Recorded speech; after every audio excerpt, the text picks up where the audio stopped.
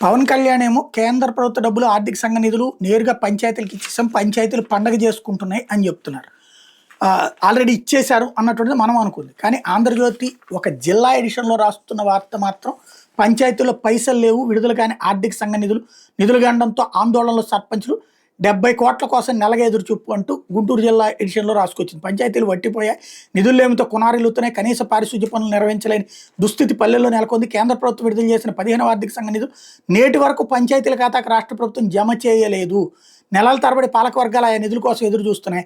పల్నాడు, గుంటూరు, బాపట్ల జిల్లాలోని పంచాయతీలు 70 కోట్లు విడుదల చేయాలని సర్పంచ్ సంఘాల నేతలు పంచాయతీరాజ్ శాఖ ముఖ్య కార్యదర్శి ఇటీవల కలిసి వింతపత్రం ఇచ్చారు, కూడా అందజేశారు. అయినా ఇంతవరకు నిధులు విడుదల కాలేదు. పంచాయతీలకు కేంద్రం ఇచ్చే ఆర్థిక సంఘ నిధులు వైసీపీ ప్రభుత్వం దారి మళ్లించింది.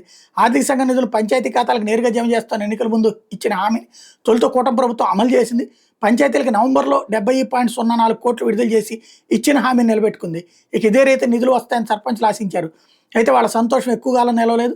రెండో విడత ఆర్థిక సంఘ నిధులు 70.52 కోట్లు 3 నెలల క్రితం రిలీజ్ అయితే ఈ రోజు వరకు లేదు. అంటే ఫస్ట్ విడత ఇచ్చారట, మిగతా ఆపేశారట.